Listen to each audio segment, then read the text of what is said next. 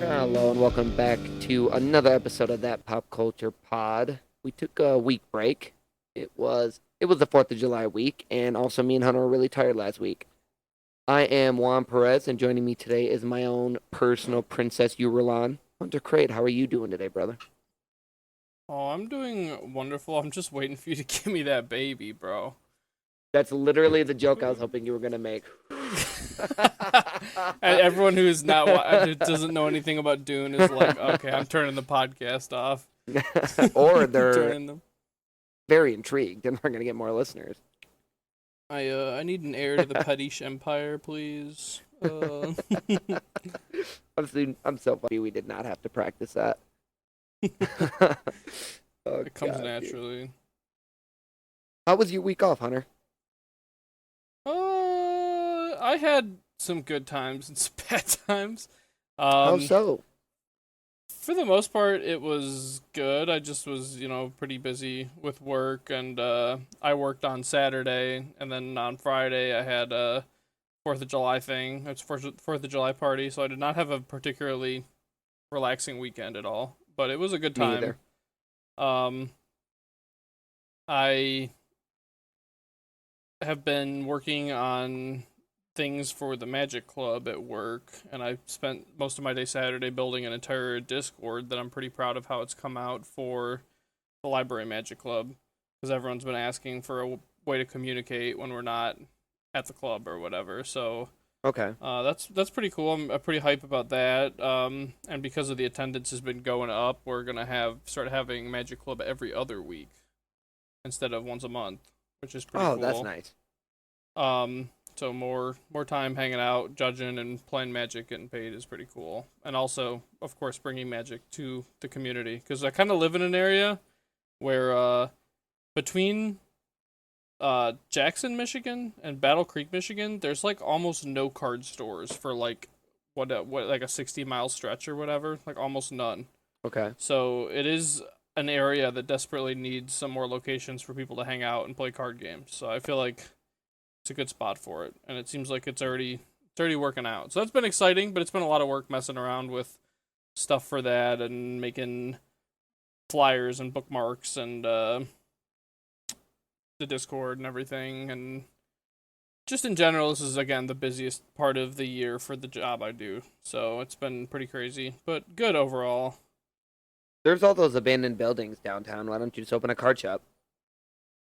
Because even though there's all those abandoned buildings, they're incredibly expensive. Who would have thunk? Yeah, which is awesome. They'd rather have abandoned buildings than people operate businesses in them, but that's for a different time. Hello, Albion community. Just kidding. Heck yeah, dude. What about you, Chief? Yeah, we had How a was your really week? crazy weekend. Really crazy weekend. We didn't really have any time to really relax. We tried to take like a more calm day yesterday, but we still ended up playing like a lot of Halo with Julian and her brother. I mean, we went to the store at like 9 a.m. so that we wouldn't have to do anything the rest of the day.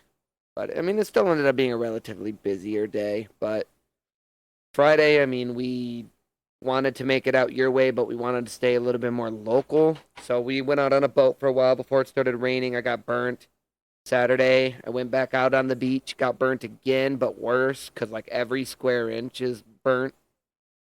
Yeah, it was pretty fun.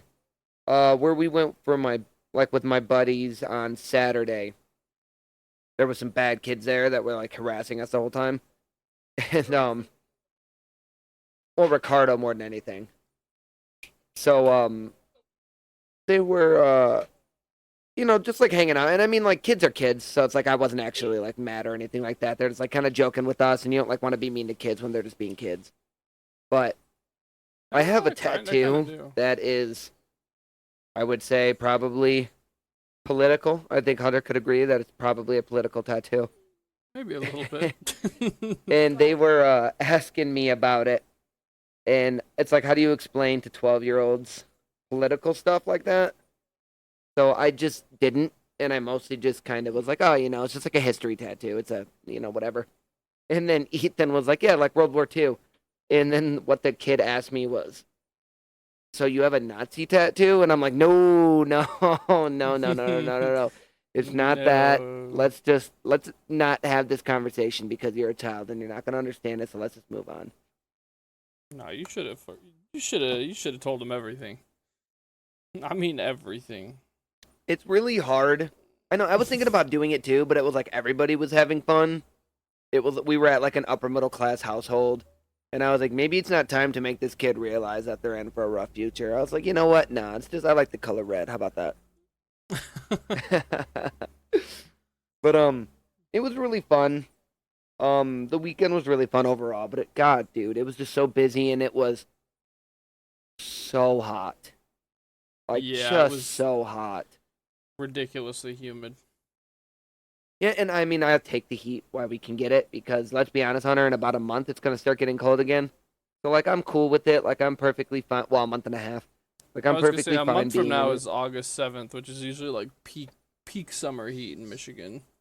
Yeah, yeah, yeah. I forgot that I keep thinking about the wedding and like how close it is, and I keep thinking that it's like closer to August than it is.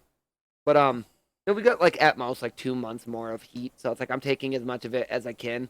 But it was just like one of those weekends where the sun felt like it was beating down harder than like most of the other time I spent outside. But yeah, it was pretty cool, man. I mean, going back to work today made me kind of sad, but everything was pretty sweet, dude. Yeah, I feel that. I'm super. This week is gonna be super long because I'm looking forward to my vacation is next weekend, or well, it starts Friday. Yeah. So I'm like already mentally checked out, doing my best to keep my head in the game. Right. The other thing I forgot to mention too is Saturday. It already stinks to come in on a Saturday morning to any job. True. Well, when we get there, all the Wi-Fi is down for an unknown reason, and you need internet for like everything at the library that we offer, pretty much, Yeah. even for like primarily for like the check-ins, check-outs, from maintaining our inventory.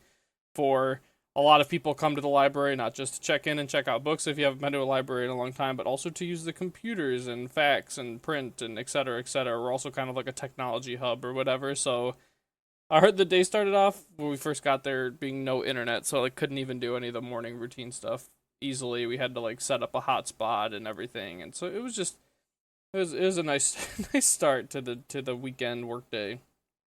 Um, I deal with that a lot at my job as well, so I know how you feel. yeah, it stinks when you need like two things to work for your job to work, and like one of those two things isn't working. Yeah, it's like everything can go wrong, but it's just like that one. It's like the major gear, or it's like having an engine with no gas. It's just like, well, I guess I just sit here and stare at the wall until we can figure something out. Dude, I hate it so much.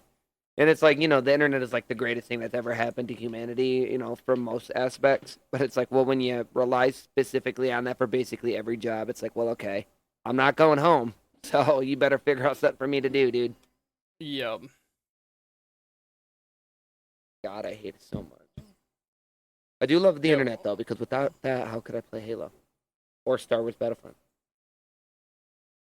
True. I All haven't right, I played have a question Battlefront for in a you. minute. What? Do you or have you played Helldivers yet? Yeah, I Did have you it. see it's coming to Xbox?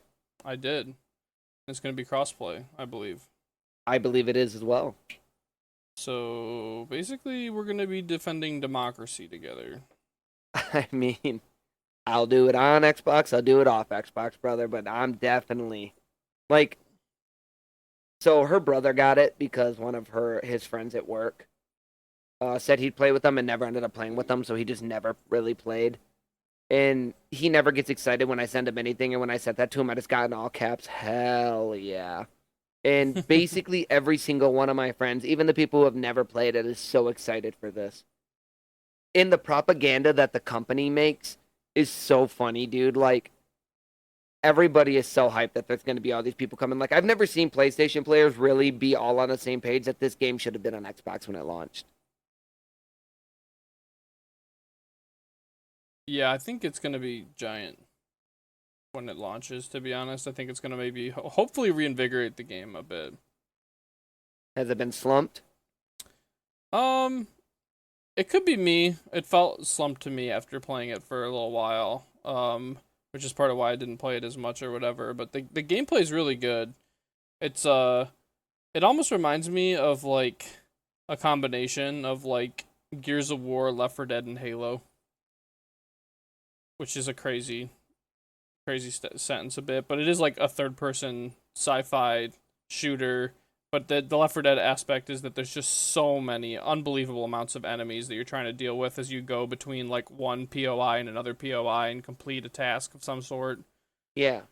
Um, and also it's just like there's a cool progression system of like leveling up your character and getting new gear and new weapons to try out, and you can even get like different vehicles, and like you can get mechs and stuff like that, and you can get turrets and airstrikes, and like a big part of the game is like calling down ordnance, whether that's new weapons getting drop potted to you or calling down ordnance strikes or napalm strikes and stuff. And all the different tech like that is good against different ones of the enemies, because there's three different types of enemies you fight. There's like these weird glowy alien guys, there's these like Terminator mech guys, and there's also bugs, giant insects. Lots of bugs.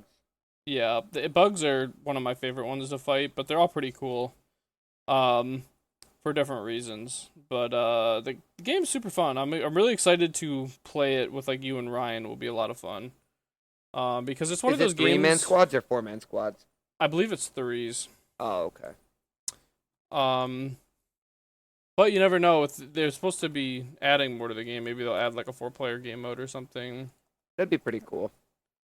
It's been a minute since I played, so I want to see. No, it's four players. Okay, sweet. I was gonna say, because like everybody I know is gonna be playing this game, so it'd be sweet if the more people we could get together, the more, you know. I feel like also the thing that I've noticed since I've been playing more games with my friends, the value I feel like you get from playing a multiplayer game with people that you know intimately, I feel like makes the game not only 10 times more fun, but there's just like a level of. I feel like I'm more likely to win when I'm playing with people that I know and they know me. Like, I don't know if it's just because you know your strengths and weaknesses of your friends a little bit better, but Mhm. I mean, other than like Halo, because most of the time we're recreational Halo players compared to the sweats that have been playing for 20 years. Yeah. I feel like it's so much easier to get wins when you're playing multiplayer with your homies. Like when me and you get into like a Call of Duty lobby, it's like how often do we lose? Like when me and you are playing games together multiplayer. Odds are we typically win. And I'm not saying because we're amazing, but I feel like we have a level of cooperation that I feel like you don't typically get. Even if you're playing with a good team, there's still like a level of cooperation you don't typically get if you don't know those people. Yeah. That's just my personal opinion. I do think uh the different ways to play the game is pretty rewarding in Helldivers, because you can definitely, the different items that you take and the different weapons really do make your character feel different, and the game is very heavily incentivizes you to work together and synergize with your team. I love that. So like It's you like can like you said, definitely, like Left 4 Dead. I feel like that's a very Left 4 Dead aspect of it.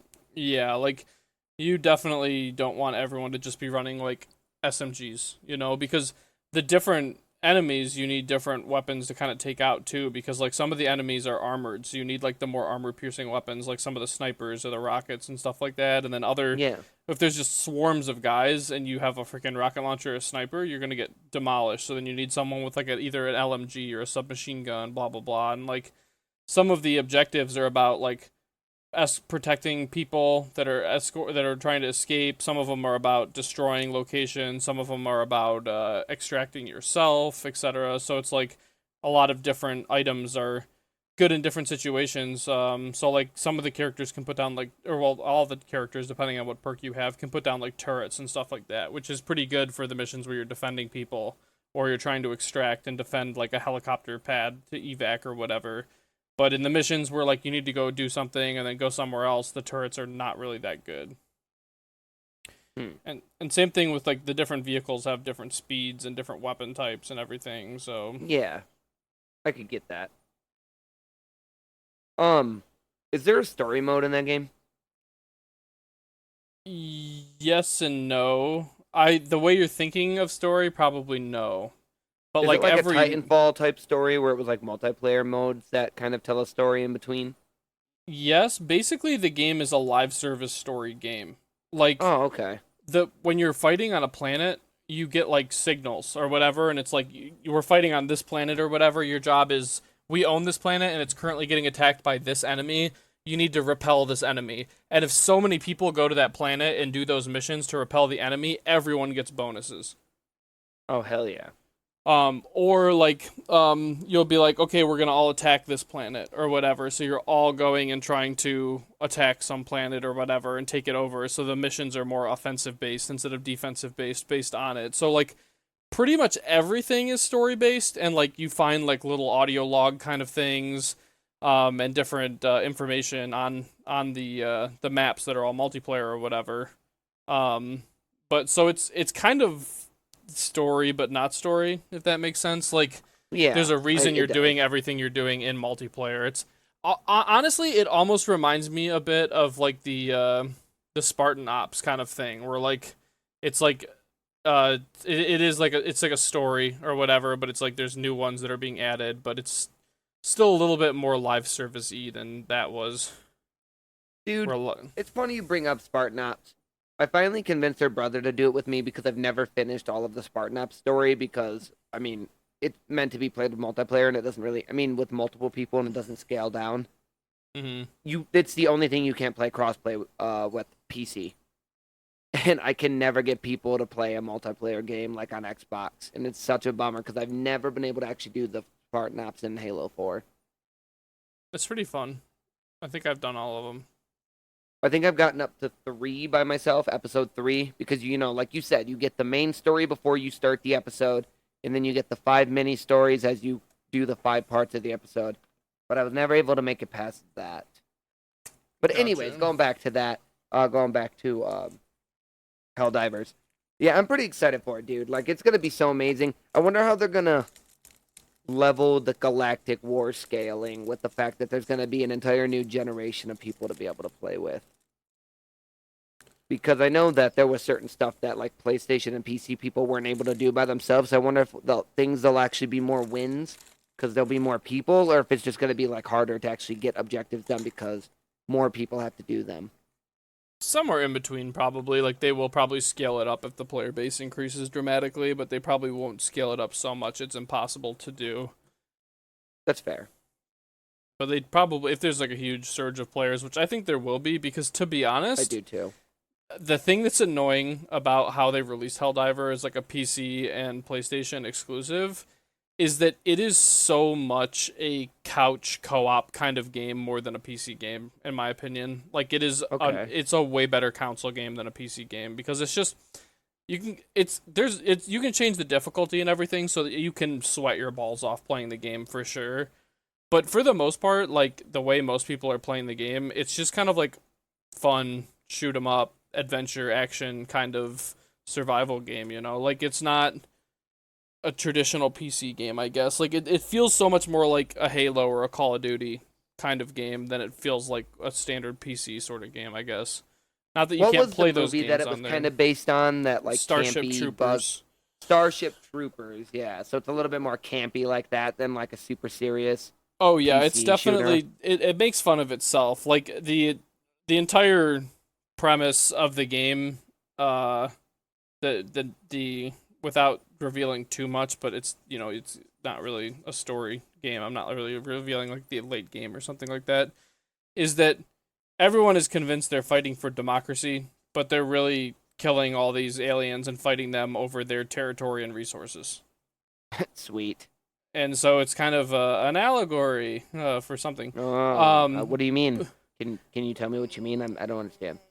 So you want to tell me about your tattoo? I'm just kidding.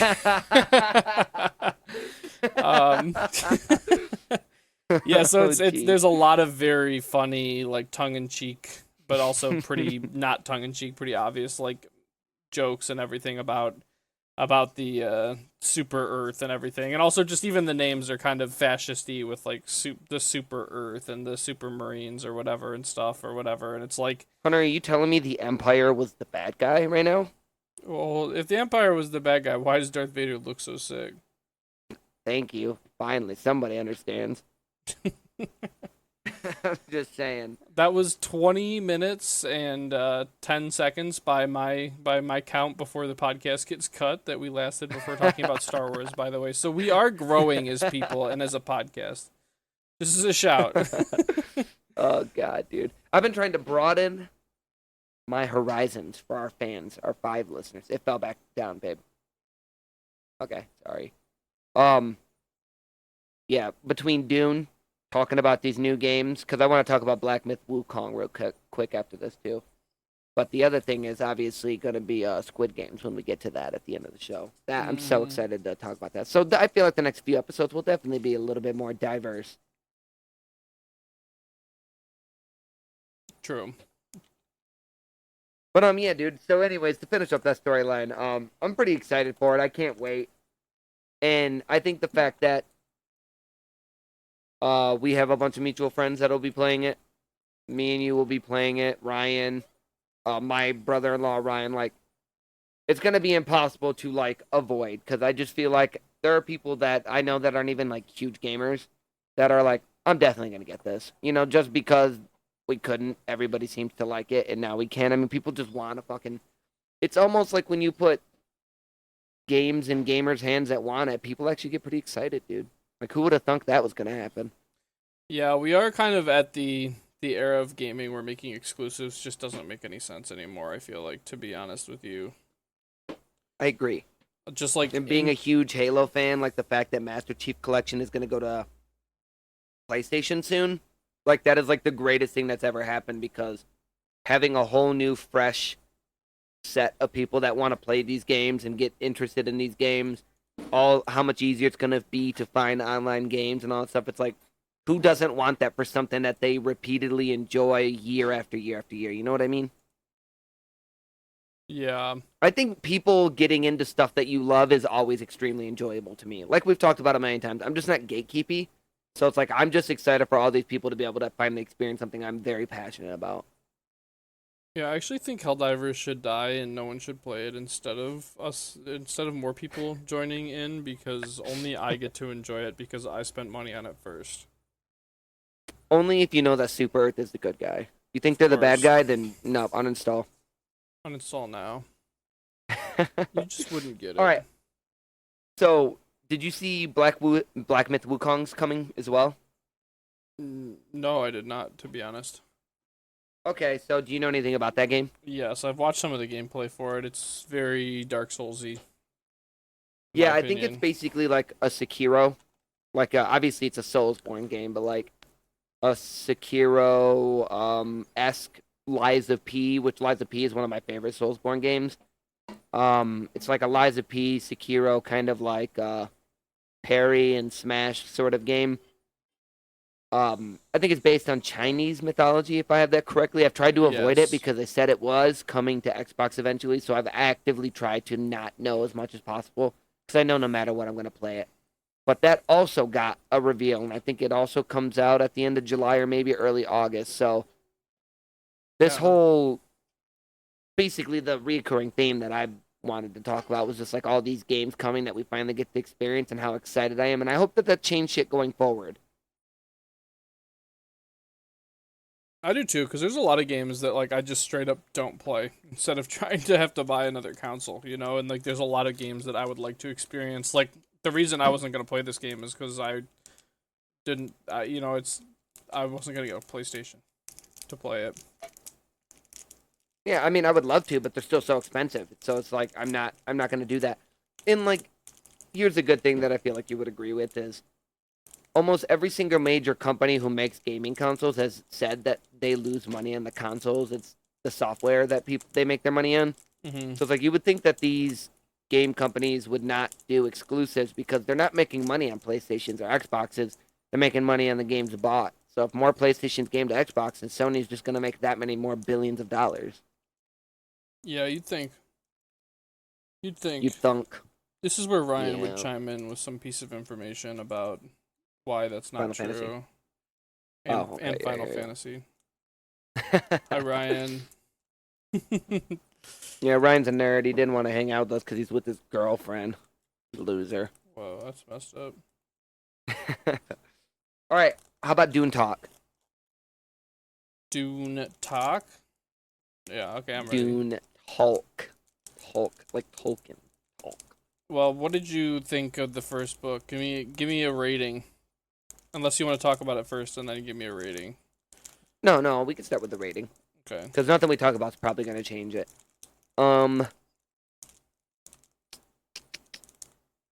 Story and characters were so good. So that's the main thing that is important to me. So I'd probably say like an 8. I'd probably give it an 8 overall because of the few things me and you've texted personally about. I can't stand the way that he sets up scenes or the long, the time changes between scenes that he just doesn't really explain until way later. And it's usually in a passing comment. I don't like the way that he tells his stories, but goddamn, I love what's in the stories. I would not accept anything lower than an 8 out of 10, so I'm glad you said 8 out of 10 or we were about to brawl. But I can accept 8 out of 10. For me, Dune is like a 9.5 out of 10. So I don't mind those things very much, to be honest, because I felt like I still understood what was happening, even regardless of kind of like the time skipping things or whatever. The only thing that I don't like is I wish there was a little bit less jumping between characters. Is the only thing that I probably would have liked because sometimes it was a little bit jarring. It's very jarring. And right when you're getting to like a specific point with one character, and then it's like, and anyway, and it's part of why it's jarring though is because he does such a good job. I feel like differentiating between the characters, even though it's the same book. Like you can usually tell it's the Baron, or you can tell it's Paul, or you can tell it's, you can tell who it is, despite it jumping around. Like even if it didn't say who it was or whatever, I could pretty much always tell who was talking. So he does a really good job with that. But that also, because he does a good job with it, makes it really jarring when it's jumping between writing styles almost. Yeah, I think that every single word is so incredibly important that's what makes it jarring for me because the jumping around, yes, it's a little frustrating and it's very jarring and even just the way that it is. But I think the fact that every single thing that everybody says or thinks is so important to the story he's trying to convey and the importance of every scene, that is what makes it more jarring than anything else because it's just like God, it's just like everything is so incredible. You have to really hang on every word for sure. Like I definitely when I was reading it had to a couple different times I had to like flip back or whatever. I'm like, "Wait, what?" And I'm like, "Oh, Yeah, right. Dude. That minor detail is now what this entire chapter is about 20 chapters into the 25-hour long book." Yeah. Yep. I know. But I really like it because all right, so coming out of the Stormlight Archive where there's so much information that's not important at all and so much scene setting that literally has nothing to do with anything, it's just not really that important. I really like it. I think I like it more because every single thing that you hear in any of these Dune books is incredibly important. Like one little thing that was a passing comment in the second chapter might literally be the reason that something happens in the fourth chapter. Like I love it. Like everything is just so incredible. So that is what makes the character switching so jarring to me is because like it might be the climax of that aspect of like what the conversation's about and then you just immediately switch to another character and they give you their thoughts on it. It's like I don't care about this character right now. I hope they die because I just want to know what's happening. But also it is really nice too because like I said, dude, just like every single thing is so important, and I love that so much. The story building is incredible, and I think the thing I like the most about it is technology just kind of means nothing. Like, it's there, everybody uses it. There's a reason for the technology he explains. But I like how he does not make his future story about the technology. It's about the story itself and like the political intrigue. I love that. Science fiction without a lot of science fiction is actually really compelling. Yeah, I think so too. I think it also is helpful because I think there is a lot of like technical mumbo jumbo in Dune to get used to for sure. But I also think that it makes the book a lot more relatable when it's not like once you understand the basic kind of jargon of the book, as it were, like I feel like you can really connect to the way a lot of the characters are feeling in situations. Um, and it feels like it's not a sci-fi book sometimes in a good way, you know. Um, but the sci-fi is still very interesting. The world building is still really good, but it's not the only thing that matters. It's actually interesting you say that. It's almost like a low, you know how like high fantasy is like elves and orcs and Yeah. other races. It's almost like a low fantasy, and then he'll throw something at you, and you're like, "Oh shit, yeah, I forgot. I'm reading a sci-fi future book." Like, it's so I love it so much. It's so different than anything I've ever read, and I love that so much. Especially when you're done with the first book, you're like, "Oh my, okay." Basically, everything I've ever read is based on this book. Yeah, it is definitely one of the most influential pieces of media for, well, maybe the most influential piece of media for sci-fi, and also just one of the most for media and pop culture. Because there's so many things I didn't understand were a Dune reference until I read Dune. Yep, Especially like I things to agree do with with the you. spice and the worms and just in general. Um, even I think the ecological impact of like what because science fiction obviously existed before because I would say 40,000 Leagues Under the Sea is probably like one of the most important as well. But like if you read any science fiction before Dune, there's not really a whole lot of ecology in the books. It's mostly just like, oh, cool guns and cool ideas. mhm. And then you like look back and you're like, oh, okay, basically everything and the reason Halo books are written the way they are. Like, here's a good idea. Have you read the Forerunner trilogy for Halo when they talk about the Forerunners and the final days before they all die off? I don't think I have, to be honest. Oh, it's like probably one of the best ones in Halo. It's so funny. You can play the Halo games and you're like, oh, okay, I got all the story I needed. The Forerunner trilogy basically explains the whole reason why Master Chief is in the war that he's in. Like the books are so much more important than any other of the Halo books, and I think it's very interesting that a lot of people haven't read them. They're written by Greg Bear, actually, who just recently passed away. But yeah, you should definitely check them out. They're amazing. But anyway, so basically the Forerunners are kind of like they're basically based on the Fremen, and I'd never know, I did not know that beforehand. Like they're super ecological minded, super fighters who kind of have like this dominance over their systems, their ecosystem and their animals and all that stuff. Mhm. And basically in the case of the Forerunners, it's humans. In the ecology is the Halo rings and the planets that they're on.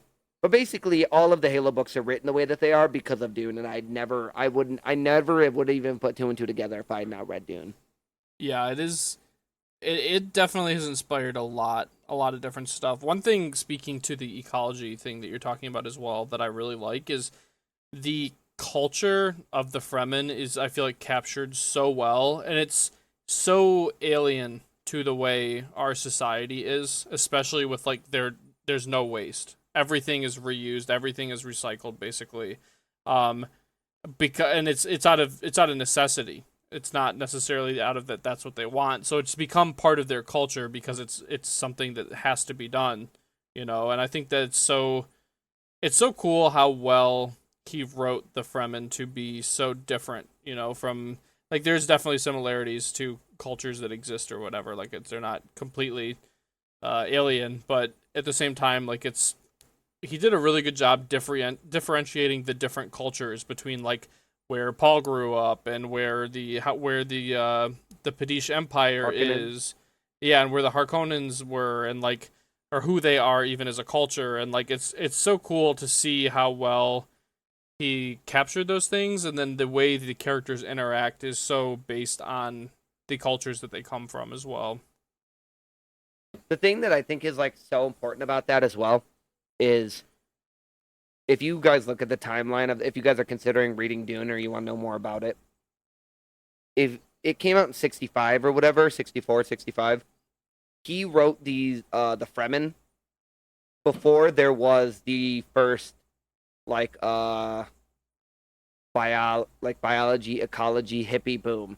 So like it's easy for us sort of to relate to the Fremen and not in the like how they are because you know they're savages by choice even though they're like a highly advanced race of humans.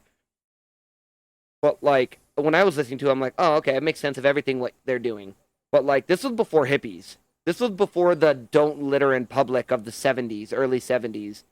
Like if you were reading Dune when it came out, you probably could like the Fremen would have probably seemed like the most alien, insane humans could never be that way because there had never been a pro environment movement up to that point.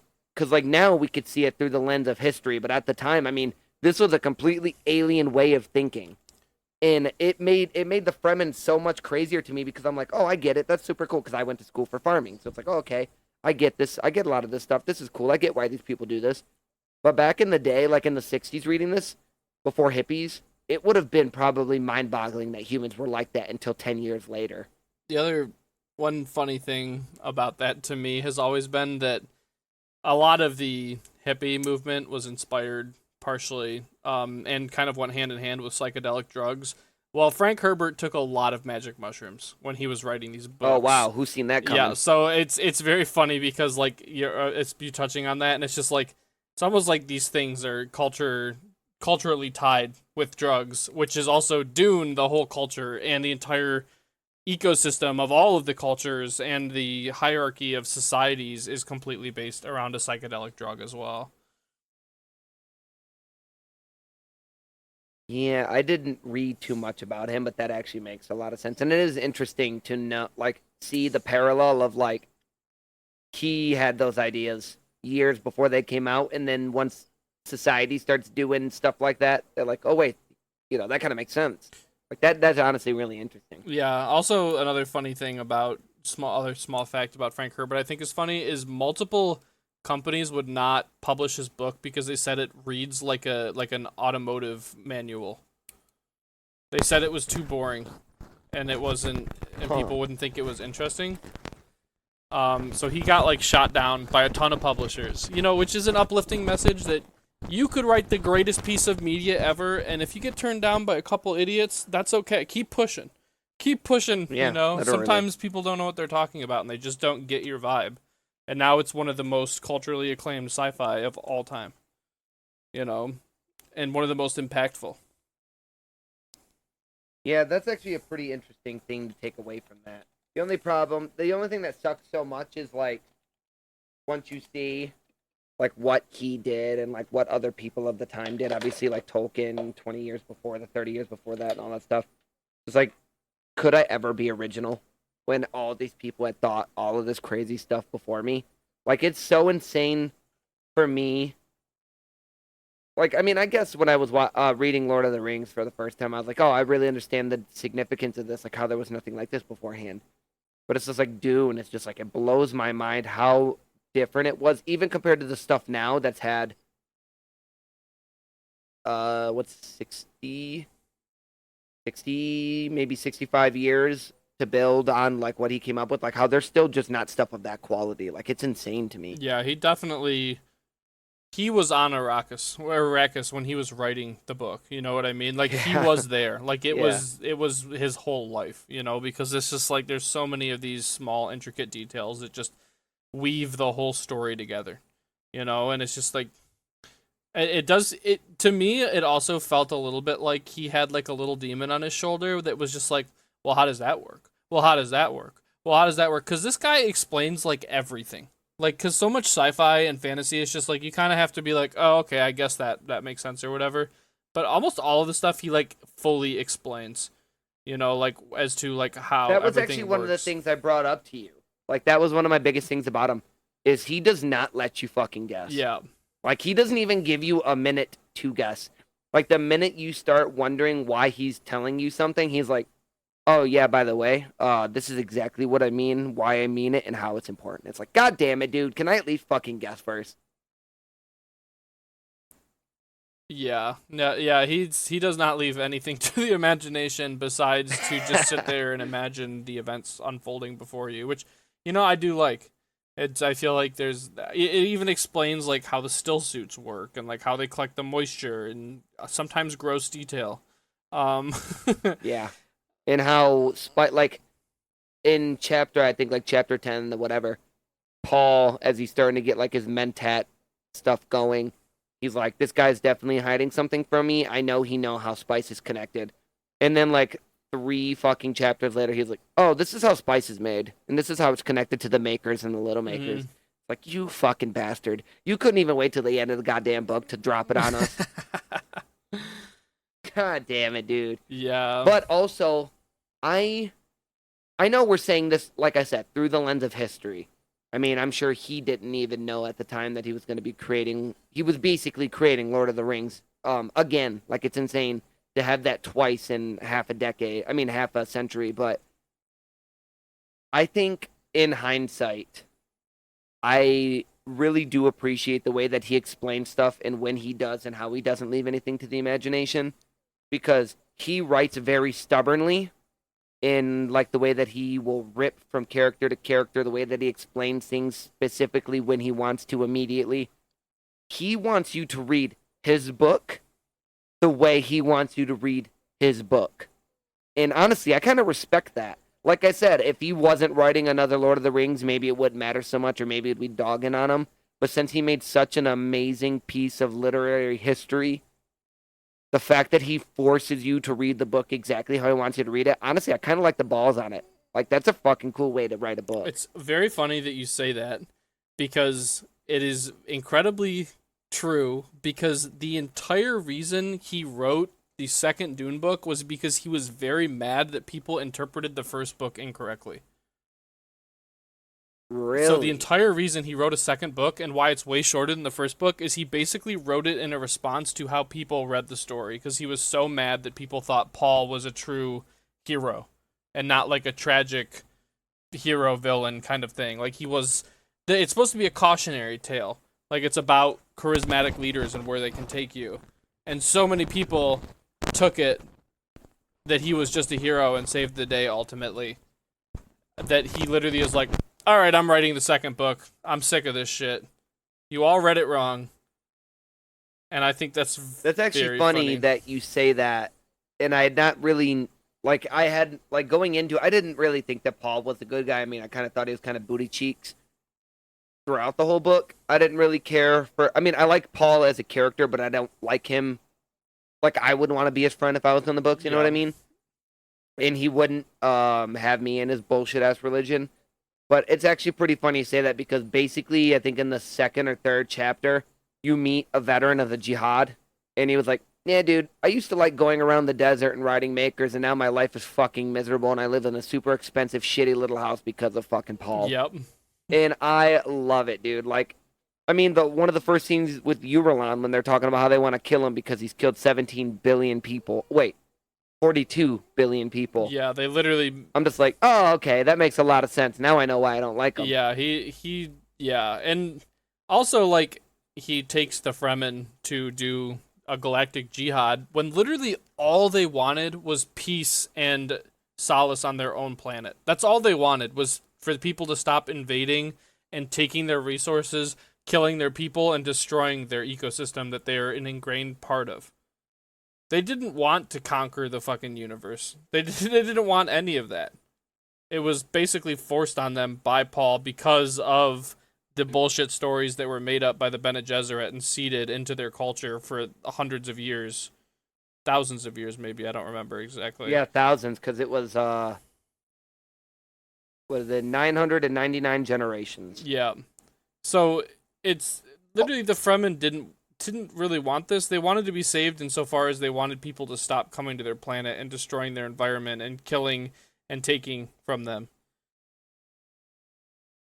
I think the other thing that kind of goes to show about how Paul's booty and he's not really like God, well, specifically how he's not God, is again in like the first or second chapter when everybody's conspiring against him.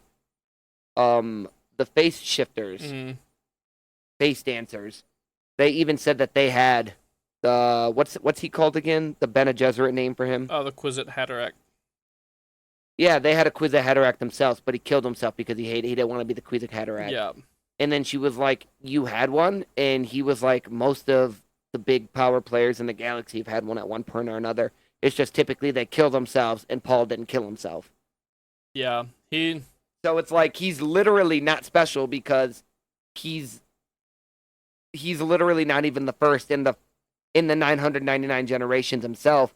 The only person I think is genuinely special is his sister Aaliyah because she was a mistake. So it's like she's the actually only unique character, in which is why the main witch hates her so much, is because she's like an abomination because she's actually outside of the plans of everybody. Well, not only is she outside of the plans, but she was born with all of her heritage memories. Yeah. Which is pretty insane. Like, imagine you're born and you can remember everything your grandpa did, and everything your great grandfather did, and everything your great great grandfather did. And also all of the mothers from. So not only does she have all of the mothers of her family's heritage, she also has all of them of the Fremen too. Of that, what is it called? The Quiok? Like, what is their little clans called? Mitch, Ketch, Keech. Anyway, you know what I'm talking about. Like their clan itself. So she has like two different arcing mothers that met together at one spot, and it's just like Jesus. And I think you had said, or maybe I read it, he wanted Aaliyah to be the main person, but people weren't ready for women or something like that. Like people wouldn't have wanted a woman character to be the savior or some shit. Well, there's you. I don't want to say too much about you. You're gonna like her character more and less, but as you do with all Dune characters, so I won't touch too much on it yet. Okay. But I do think she is one of the most interesting characters in the book series. Yeah, because I'm about halfway through the second book because I lost motivation last week. So I only made it about 4 or 5 hours in, and I didn't want to listen to it if I wasn't going to be completely interested in it. You know what I mean? Like, I don't want to, like... Yeah, I get you. You don't want to skim over it. Into it. Have you met the golem yet? I don't know. Oh, yeah. You're talking about Duncan, Idaho? Yeah. Yes, I have. Yeah. Duncan, Idaho, serious G. He's a serious G. You're gonna get a lot more Duncan, Idaho, which is again one of the funniest names possible in the whole series. It's a pretty crazy name if you think about it, because like, how the hell would Idaho have lasted? It's like naming your son John Freedom today. It's a little bit like, to be honest. Yeah, you're in for quite a bit in the current book. I really like the second one a lot. It's very controversial. A lot of people do and don't like it. You know, like people are pretty polarized on it. I like it a lot.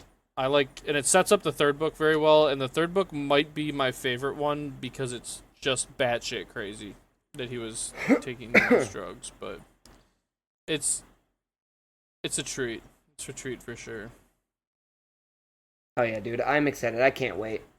I can't wait to do more of it. I got back into the book earlier, and I don't have too much more, so I'll probably have it done within tomorrow or the next day, and then we could talk more about it.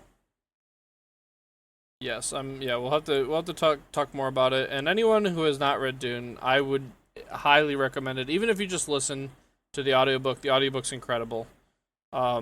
And reading it and listening to it are both very worthwhile. Again, probably one of my favorite series of all time. I definitely like the pacing of the second book a little bit more because obviously they just jump into what they're trying to do instead of they don't have to build up a universe again. Yeah. So I'm definitely enjoying that aspect of it. I definitely like it, man. I think it's definitely a good change of pace. I like listening to new original things instead of kind of just rehashes. And like I said, Yeah. I just find it so interesting how basically every book I really like is kind of just based on, like how every fantasy book is just a knockoff of Lord of the Rings. Like, I just love it, dude. Even like movies I've seen, I'm like, oh, yep, okay, I see where that's from now. Yeah. It's also another thing is that Tolkien actually wrote something about Frank Herbert in like an unpublished letter and said that he didn't like the Dune universe's morality. I don't know if did I already talk to you about this or no? I don't think so. So he talked about when Dune first came out, he spoke about it, and in like I think it was an unreleased letter or something like that ended up getting published after like post mortem or whatever after Tolkien died, and he was basically saying that he really enjoyed like what he did with the books and like the setting and everything, but he hated the morality because in Lord of the Rings the morality is pretty cut and dry. The morality is about why you're doing something. Are you doing it to make the world better? Are you doing it to make the world worse? Like it's pretty for the most part pretty obvious. Like you know who's good and who's bad. Yeah. And there's just straight up good guys and bad guys. Whereas Dune, it's not about what you were trying to do. It's about the outcome. Because Paul was trying to do the right thing in a lot of different ways. He outside of his revenge that he wanted to get, like he did think he was doing the right thing, you know? And a Yeah. lot of the characters in the books all think they're doing the right thing. So the morality is a lot more cynical in Dune. And it's kind of about like, no, it doesn't really matter what your intention is. It matters what happens because of your actions. And so Tolkien didn't like that about the book. But I think that's my favorite part of the book because I think reality is not black and white with morality. I think it's a lot of the time about what comes from your actions and not what was behind them. Well, I also think the differences in the two books are a pretty big indicator too, because I mean he wrote an allegory about how Nazism is bad. I mean that's something that universally can be like, okay, yeah, Nazism is bad. Most other things compared to Nazism is relatively good.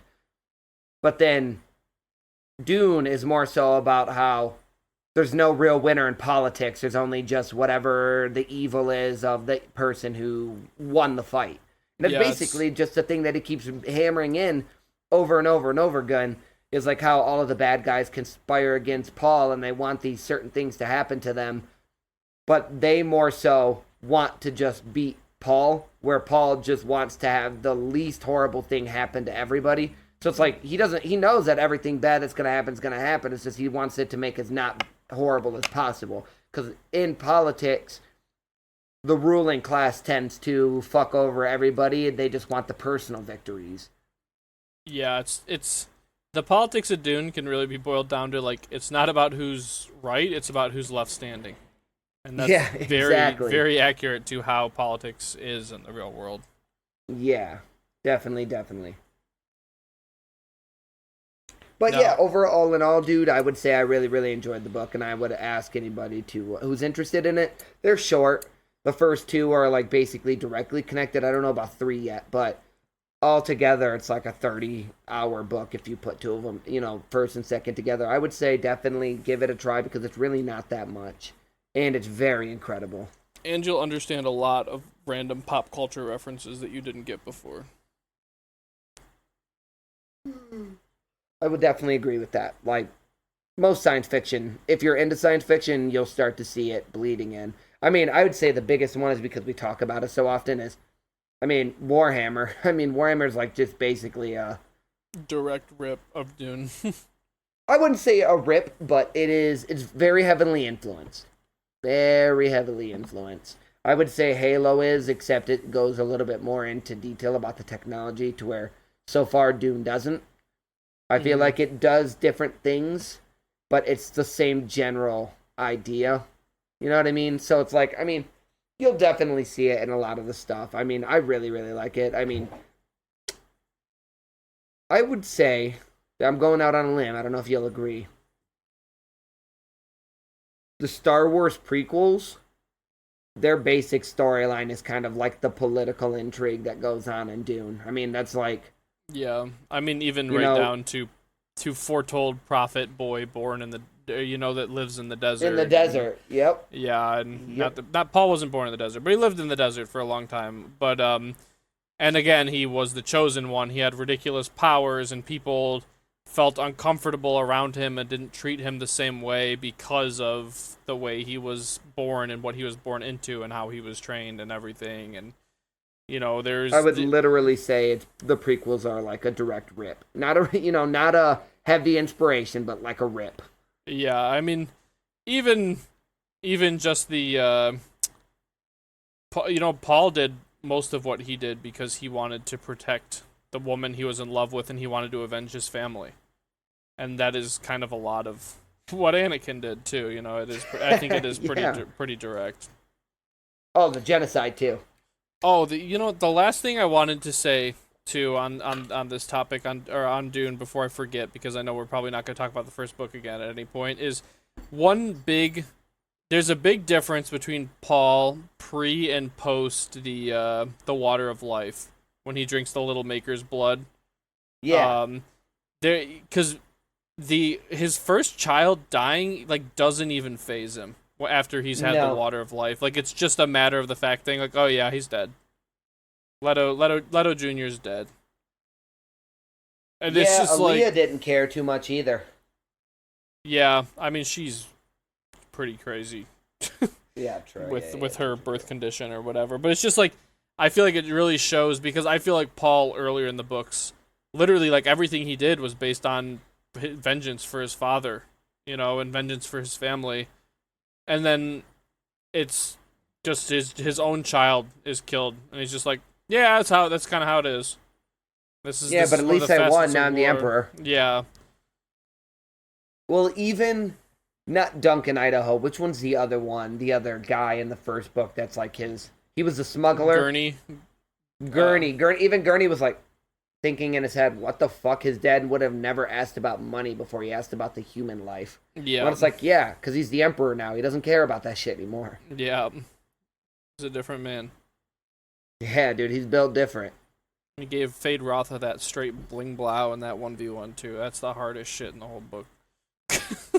Yeah, I thought Fade Rotha was pretty stupid about that. It's you've never won a fight fairly. How are you about to beat somebody who brought the Empire to its knees in a year and a half? Are you on it? Are you being for real right now? That was just so delusional. Just how delusional some of the main power players are because they have a lot of money is crazy to me. Yeah, I mean, it's pretty realistic, I feel like. We will have to revisit Dune, because I would love to come out for a weekend, or have you out here for a weekend and watch both of the Dune movies. Part 1 and Part 2. Yeah. Because they just started, people just landed in Budapest to start filming the third movie, which is going to be Messiah. Oh, okay, so the Messiah's second book. Yeah, that would make sense. They better do 2 movies for that one as well. I don't think they will. Lame. Yeah. The first Dune is a lot longer than the second one, to be honest. I think if they made it 2.5 or 3 hours, they could fit everything. Yeah, I guess that's true. Because a lot of the stuff that Frank Herbert writes is stuff that you can show visually in a movie. Yeah, okay. I could buy into that. But the first one, I think, is pretty tough too. Unless you're David Lynch, you can't put it all into one film. All right, well, I definitely said I would do that. So I'll have to get over Timothée Chalamet's face, and I'll have to actually watch those, because I like the books way too much to not see, and I've only heard good things about the movies. I've only ever heard good things about them. I love them. I love the movies. I don't think they are the best representation of the book in the way I thought I would want them to be, but I think they do a really good job at telling the story of the book in a way that's true to Frank Herbert's message. Okay. And we both love Timothée Chalamet. It's Juan's favorite actor, so he's gonna love it. Get the hell out of here. Get out of here, dude. So my question now is, we're going to talk about Squid Game. We're already at an hour. No, I actually had a hardware malfunction about 15 minutes ago. So I've been kind of just trying to, limp my way to the end of the podcast. So I think we should save that for next week, and then we can maybe get Jess in. Or maybe if we have any free time, maybe we can do just like a little 20-minute spoiler cast, and we could get Jess in on it too. And Yeah, that'd be cool. And if we can't, then we'll just make sure the end of the next episode is just a spoiler cast about it.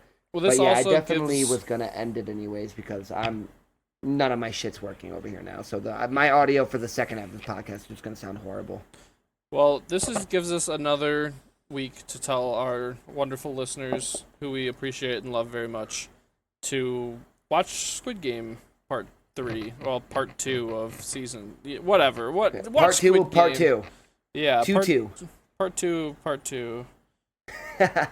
Which is... They decided to call 3. For some reason. But it's not. But it is. Yeah, I can't wait to talk about the ending. Yeah, I have strong me too. feelings. Strong feelings. We might have to talk about it before then a little bit. Okay, deal. All right, everyone. Thank you for listening. Thank you for hanging out. We really appreciate all of you guys who are consistent listeners and any new listeners that are out there. You know, we appreciate you all. And thanks for listening to us ramble about some of our favorite stuff. Absolutely. And we hope that we can convince you guys to indulge in the stuff that we never stop talking about and we are kind of ridiculously obsessed with. Also, speaking of obsessed with, something else I'll be able to talk about next week. Tony Hawk comes out this week, so if any of you guys have... it's coming out on every system. You know, Switch, PC, Xbox, PlayStation, everything. Smart So if you guys are into Tony Hawk or you're just into cool punk rock music and you just want to zoom around maps for a cheap game, I think it's like $50, a cheap game with some cool music, definitely check it out, and then you guys can maybe relate. We haven't been keeping up either on comments and stuff like that, so I think next week we'll just do kind of like a cleaning house. We'll respond to people, we'll talk about Squid Games, and then maybe we'll try to fit some Tony Hawk in there. Sounds awesome to me. Feel free to follow us on everything, guys. Twitter, Instagram, Blue Sky, YouTube, and Hunter, thank you for joining me, my dear friend. Thank you for another great podcast. Peace out, y'all.